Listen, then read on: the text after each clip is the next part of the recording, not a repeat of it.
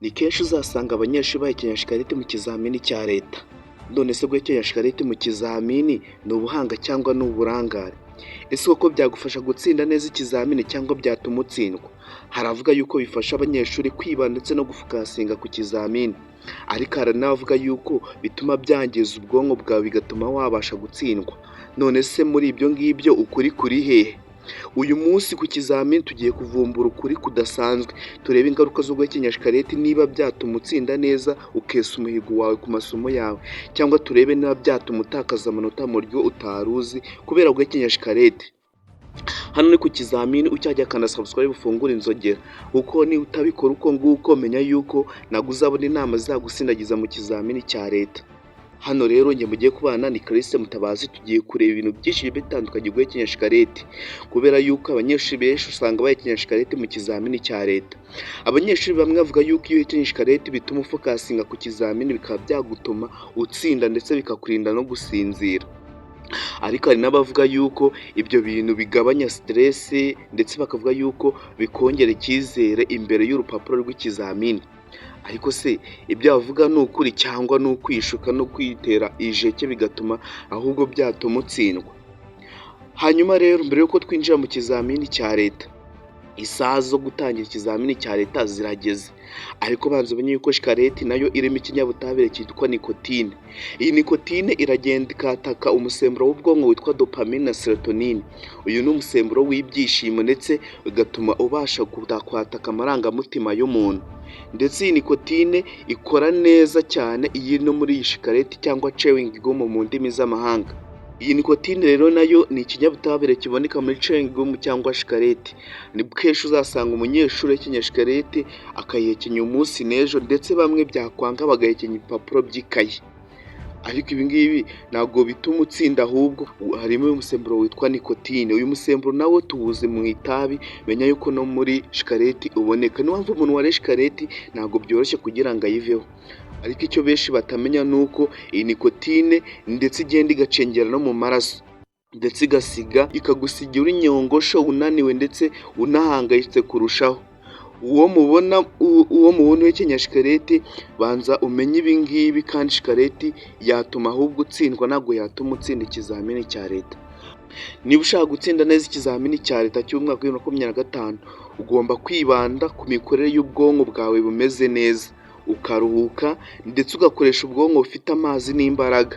Shikarete ntabwo biguha uburyo bwiza bwo gutsinda, ahubwo bituma bigusigira uri nyongosho ntubashe gutsinda neza ikizamini cya leta, kubera yuko shikarete iragenda ikataka ubwonko, kandi umusemburo witwa dopamine na serotonine niwo utuma ufokasinga ku kintu. Iyi shikarete abanyeshuri benshi bakunda guhekenya rero hari ibintu ibasha guteza. Icya mbere, uribwa umutwe, ndetse bigatuma wumva unaniwe cyane, ndetse bigatangira kukubuza kwandika neza, kubera yuko umusemburo uhita utangira kuvubura imisemburo yo gushwanyaguza cyangwa gucewinga ibyo bintu urimo urarya. Iyo uhekenya shikarete umusemburo wo wita wimajina yuko hari ikintu wakiriye mu nda yawe ugiye kurya, hanyuma imisemburo ituma havubuka ibintu bigenda gushwanyaguza ibyo wariye igahita ivuburwa. Icyo gihe rero ubwonko ntabwo buba bugifokasinga ku kintu urimo uratekereza ku kizamini, ahubwo uhita butekereza ku kintu urimo urarya bije gucewinga, bituma wibagirwa ibyo wize. Kubera yuko niba utari gufokasinga neza ku kintu, ahubwo ubwonko bwawe buhugiye mu kintu urimo urahekenya, menya yuko bizatuma wibagirwa n'ibyo wize, ndetse ugata icyizere n'umurongo w'inyandiko, ugatangira kwibagirwa aho wari ugeze. Ni benshi uzasanga rero bafata ikibazo cya mbere bakagisubiza ku cya 10, kubera yuko ntabwo bari gufokasinga ku kintu runaka, kubera yuko guhekenya shikarete mu kanya k'ikizamini ntabwo ari byiza. None si ibyo ngibyo nibyo byatuma bigufasha gutsinda, ahubwo wabyatuma utakaza amanota menshi nawe mu buryo utazi. Ni abanyeshuri benshi uzasanga basuka bavuga ati rwose muri kiriya kizamini nzaba afite byibuze nka 90, ariko bafata impapuro ugasanga byibuze bafite 30%. Ugasanga ngo babibiye, ndetse haba hari abanyeshuri babarushije amanota bakabarakarira cyane, ukagira ngo nabo bakosoye. Abashakashatsi bamwe bemeza yuko chewing gum cyangwa shikarete ishobora gufasha umuntu uhangayitse, ariko mu kanya nk'ako guhombya ibyo bintu bigahita birangira. Ariko ku rundi ruhande bemeza yuko chewing gum irimo nikotine, kandi nikotine ni ikinyabutabire kiboneka mu itabi gituma cyataka umusemburo w'ubwonko, ndetse ubwonko ntibutangira gukora neza igihe utabonye iyo shikarete. Yego ushobora kubikora mu kanya gato nk'ako guhumbya, ariko menya yuko byakugiraho ingaruka. Wowe ukurikira ikizamini banza urebe koko nawe wamaze gukanda subscribe wafunguye inzogera wongere ubikore, kandi iyi video nigusigira ikintu gishya ujye usiga wakanze like.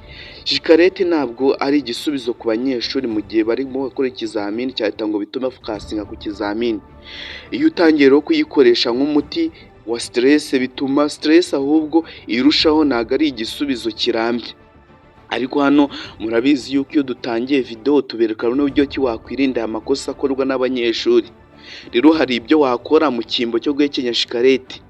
Ikintu cya mbere ugomba gukora rero, niba koko wumva yuko shikarete byatuma focusinga ku kizamini, ugomba gufata impapuro zawe z'ikizamini kandi ukicara neza, ugahitamo gufunga amaso byibuze iminota 2 mbere yo gutangira ikizamini. Ibyo birangije rero ugomba kuba wanyweye amazi nk'uko tugumya tubibabwira. Ugomba kujya mu cyumba cy'ikizamini cyangwa mu cyumba cy'igerageza wamaze kunywa amazi byibuze ahagije, kandi ayo mazi ukaba wamaze kuyanywa mbere y'amasaha 3 mbere y'uko winjira mu kizamini cya leta. Niba ikizamini gitangira saa 2:30 ugomba byuzuye kuyanywa saa 11. Ibyo rero iyo wumva ugifite stress cyangwa utari gufocusinga ku kizamini bitararangira, ugomba guhumeka gahoro gahoro unyuze umwuka mu mazuru hanyuma ukawusohora mu kanwa. Ubwonko buhita noneho bufocusinga neza ku kintu nukora bino bintu ndi kukubwira, kandi ujye wifashisha imvugo igutera imbaraga, niwica intege uvuga yuko ibyo bintu utabishobora. Ibi ngibi biraramba kuruta uko wakoresha nikotine iboneka muri shikarete abanyeshuri benshi bakunda gukoresha. Ntabwo bigusaba amafaranga ndetse nta n'ingaruka bikugira, ahubwo ni umuti urambye mu cyimbo cyo gukoresha shikarete. Hanyuma ushobora kwibwira yuko shikarete izakugirira akamaro, ariko ukuri nuko izatuma utsindwa utabizi.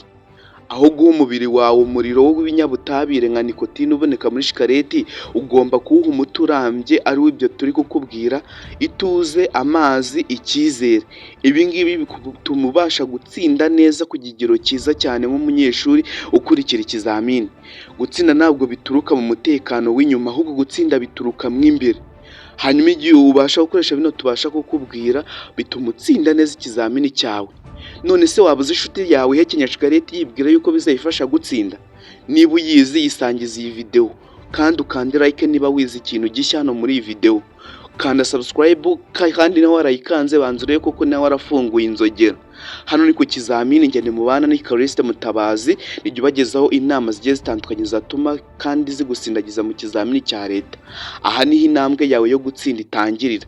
Ukihagera ukana subscribe kandi ukurikira umunsi ku munsi ko tubagezaho video nshya, kandi buri video yose yatambutse yatukwigisha ikintu gishya hano kuri iyi channel.